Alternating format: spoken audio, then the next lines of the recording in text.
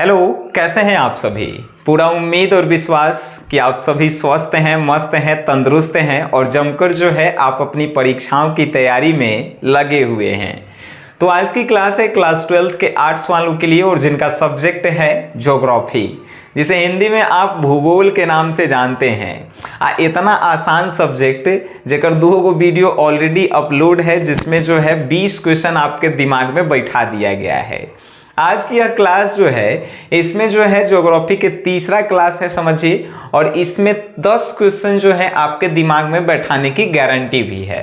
तो आइए सभा को हमने के शुरू करते हैं। तो आज का पहला क्वेश्चन, इससे पहले 2 वीडियो ऑलरेडी अपलोड हैं, यानी कि ये 21 नंबर से क्वेश्चन स्टार्ट होगा। ठीक है, तो पहला क्वेश्चन है भाई कि जनसंख्या के वितरण को प्रभावित करने वाले 4 भौगोलिक कारण बताइए। यानी जनसंख्या बंट जाता है, कोई आदमी जो है गांव में रह रहा है तो गांव में से शहर में चल जाता है, या शहर में रह रहा है तो गांव में आ जाता है, यानी जनसंख्या बंट रहा है। उसके पीछे रीजन कौन कौन सा है, वो एगो 4 गो रीजन आपको बताना है। पहला रीजन आपको बताना है उपजाऊ भूमि, दूसरा बताना है का तो भू निम्नीकरण, और तीसरा आप बताइएगा का तो जलवायु परिवर्तन, और चौथा आप बताइएगा वर्षा की मात्रा। यानी मान के चलिए आपके गांव में जो है भूमि उपजाऊ नहीं है तो किसानी आदमी करेगा कहाँ से, इसीलिए जो है दूसरे जगह चल जाता है। वर्षा जो है आपके गांव में नहीं हो रहा है, यानी वर्षा कहे का मतलब बारिश, तो वहाँ पे आदमी काहेला रहेगा, दूसरे जगह चल जाएगा। उसके बाद जो है वहाँ पे जो है का नहीं हो रहा है जलवायु परिवर्तन, यानी साल भर एक के मौसम रह रहा है, गर्मी है तो गर्मी है साल भर, ठंडा है तो साल भर ठंडे है, तो वहाँ पे आदमी काहेला रहेगा, इसीलिए दूसरी जगह चल जाएगा। तो ये 4 गो कारण जो हैं काहे जनसंख्या परिवर्तन के कारण हैं। समझ में आ रहा है ना, बउआ वाला है। ठीक है, नेक्स्ट है दूसरा कि मानव विकास क्या है। मानव विकास यानी कि व्यक्तियों का सामाजिक और आर्थिक रूप से विकास होना ही कहलाता है मानव विकास। फॉर एग्जाम्पल, आज जो है आपका घर मरई टाटी के है, साल भर बाद जो है आपका घर मरई टाटी के ही रह गया, क्या आपका विकास हुआ? जब आपका विकास नहीं हुआ है, आप मानव ही है ना, तो मानव विकास कहाँ से कहलाएगा? नहीं कहलाएगा। मानव विकास कहने का मतलब सामाजिक और आर्थिक रूप से विकसित होना।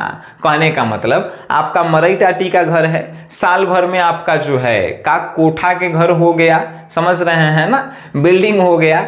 साल भर में जो है आपका सामाजिक रूप से समाज में इज्जत बढ़ गया, पैसा आपके पास आ गया, तभी जो है आपका विकास हुआ, यानी कि मानव का विकास हुआ। तो आपसे कोई पूछेगा मानव विकास का है भाई, तो मानवों का जो है सामाजिक और आर्थिक रूप से विकास होना ही कहलाता है मानव विकास। बात समझ में आया? Very good. नेक्स्ट क्वेश्चन है कि कच्चे मालों के आधार पर उद्योगों को वर्गीकृत कीजिए।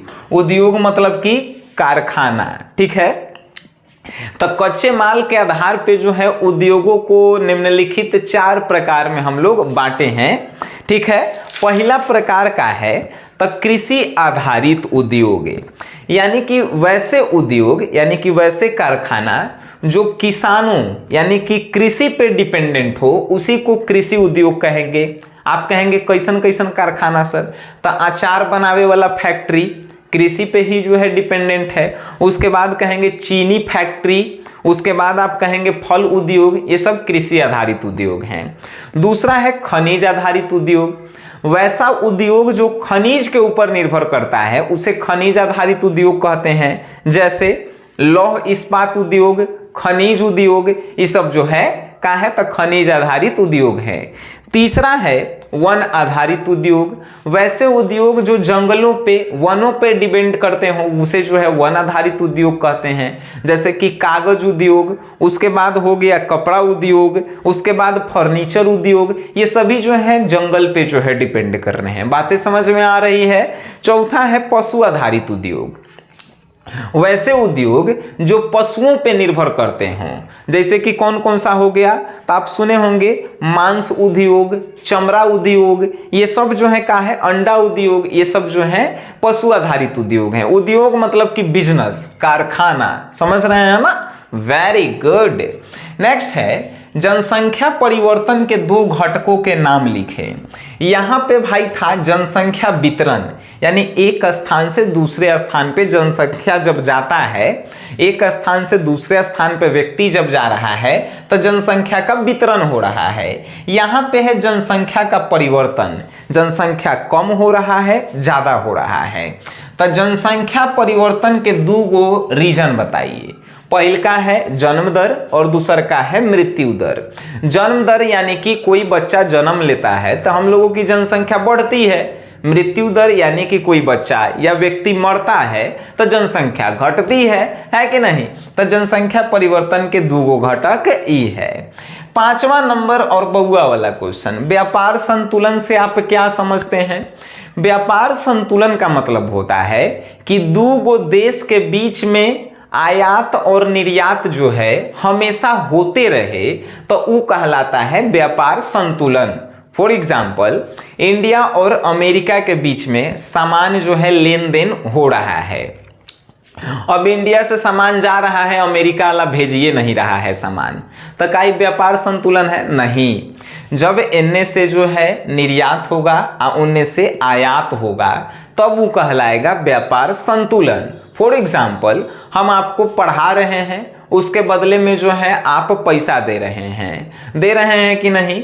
आप जैसे दीजिए, यूट्यूब पे देख रहे हैं तो वहां से पैसा बन रहा है, कोर्स खरीद रहे हैं तो वैसा से पैसा बन रहा है। तो हमनियों के बीच में समझिए कि व्यापार का संतुलन है, यानी हम पढ़ा रहे हैं, आप पैसा दे रहे हैं। जब हम पढ़ाएंगे आप पैसा नहीं देंगे तो ये व्यापार संतुलन नहीं कहलाएगा। यानी कि दो देशों के बीच में जब आयात निर्यात होता है तो उसे ही हमनी के कहते हैं व्यापार संतुलन। अब जो है ये जब व्यापार आ ही गया है तो थोड़ा सा कुछ बात हम लोग कर लेते हैं। आइए, क्या बात है? आपके मन में प्रश्न एकदम आया ही आया होगा, सर इतना बढ़िया आप बता रहे हैं, पढ़ा रहे हैं, याद भी हो जा रहा है, लेकिन तनी मनी नोट्स आप अपन दे देते हैं, मजा आ जाता सर। भाई नोट्स जो है मिलता है, नोट्स के साथ साथ और क्या मिलता है? Test series, recorded video, question bank solution, model paper solution, objective PDF notes, ये सब कुछ मिलता है। लेकिन उसके लिए का तो हम कह रहे हैं आपको प्ले स्टोर से एगो SGS क्लासेस एप्लीकेशन को जो है डाउनलोड करना है। इसी पे जो है आपको मिलेगा। तो जब तक आप परीक्षा नहीं दिए हैं ये एप्लीकेशन आपके फोन में होना चाहिए, तब भी मजा आएगा। ठीक है, अब आगे हमनी के पढ़ते हैं। क्वेश्चन है, दो चतुर्थक आर्थिक क्रियाकलापों का उल्लेख कीजिए। अब देखिए, चतुर्थक आर्थिक क्रियाकलाप क्या होते हैं? वैसे कार्य जो पढ़े लिखे लोग करते हैं उसी को हमनी के कहते हैं दो चतुर्थक आर्थिक क्रियाकलाप। जैसे कि पुलिस, बिना पढ़े लिखे आप जाएंगे नहीं। बैंकिंग, उसके बाद हो गया का, तो ये सभी जो हैं का है, तो जो का है तो आर्थिक, दो चतुर्थक आर्थिक क्रियाकलाप हैं। का हम बताए हैं?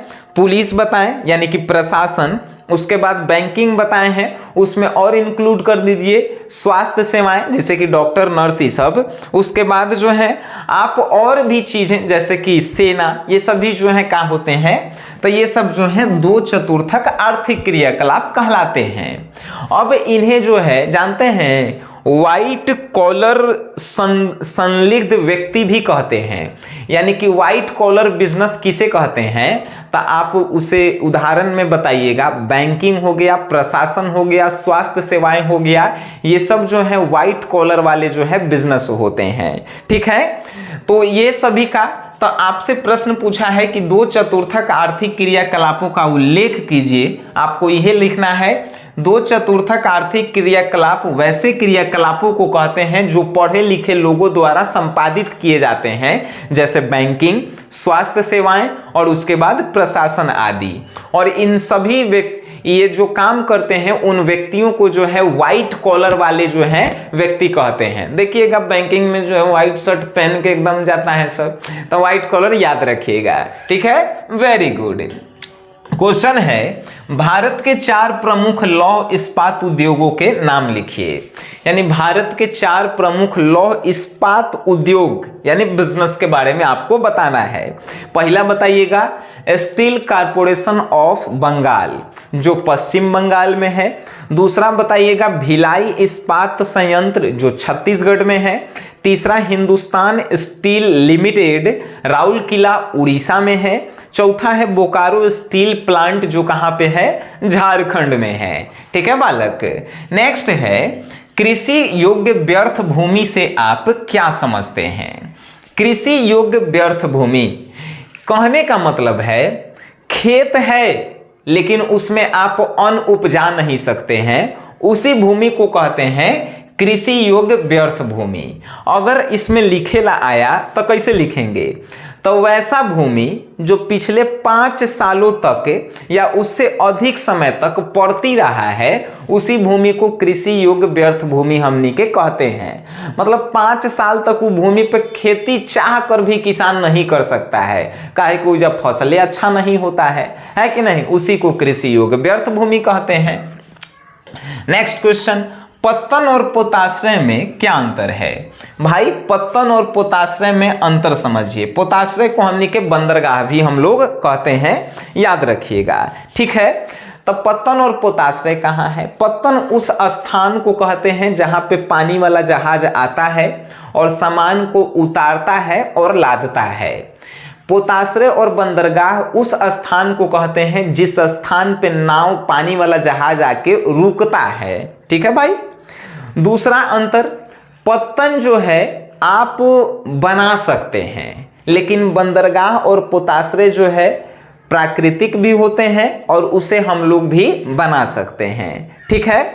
उसके बाद जो है तीसरा अंतर है कि पत्तन में जल की गहराई अधिक नहीं होती है। पत्तन जहाँ पे सामान उतरता है तो जल की गहराई वहाँ पे अधिक नहीं होती है, लेकिन पोताश्रय में जल की गहराई जो है आपको अधिक जो है देखने को मिलेगा। चौथा अंतर का है, तो पत्तन पे जो है नावों को या जहाज़ों को ज़्यादा देर तक रोका नहीं जाता है, लेकिन पोताश्रय पर जो है जहाज जब खराब हो जाते हैं तब पोताश्रय यानी बंदरगाह पे जो है वहाँ पे रोक के उसको ठीक ठाक किया जाता है और काफ़ी दिन तक भी जो है यहाँ पे आप सुरक्षित जो है जहाज को रख सकते हैं। ठीक है। ये सभी अंतर 5 को एकदम बढ़िया से बउआ के तरह अपन कलम से लिखे हैं, ठीक ना, नोट्स में। 10वां नंबर, भू निम्नीकरण से आप क्या समझते हैं। भू निम्नीकरण आपको क्या लगता है। भू निम्नीकरण मतलब कि जमीन धीरे धीरे कम हो रहा है, ऐसा नहीं। भू निम्नीकरण कहने का मतलब है कि वैसा भूमि जो धीरे धीरे अपनी उपजाऊ क्षमता को जो है खो रही है, उसी भूमि को कहते हैं भू निम्नीकरण। यानी आप जो है इस साल जो है फसल लगाएं तब बहुत अच्छा हुआ, अगले साल जो है तनी मनी खराब हुआ, अगले साल और खराब हुआ, अगले साल पूरा खराब हुआ, तो वो जमीन कहलाएगा भू निम्नीकरण। यानी धीरे धीरे अपनी उपजाऊ क्षमता को जो है वो खो रहा है। अब बताइए 10 गो क्वेश्चन, यानी ज्योग्राफी के जो है तीसरा पार्ट में लगभग 30 गो क्वेश्चन आप कर लिए। 30 क्वेश्चन में से कौन सा ऐसा प्रश्न रहा जो आपके दिल दिमाग में नहीं आटा, दोबारा देखिए, इसके नोट्स को एक बार जाके देखिए, एक टेस्ट लगाइए, मजा आपको आने लगेगा पढ़ने में। ठीक है, तो आज के लिए इतना ही, फिर हम लोग मिलेंगे नेक्स्ट क्लास में। तब तक के लिए टाटा, बाय बाय, धन्यवाद।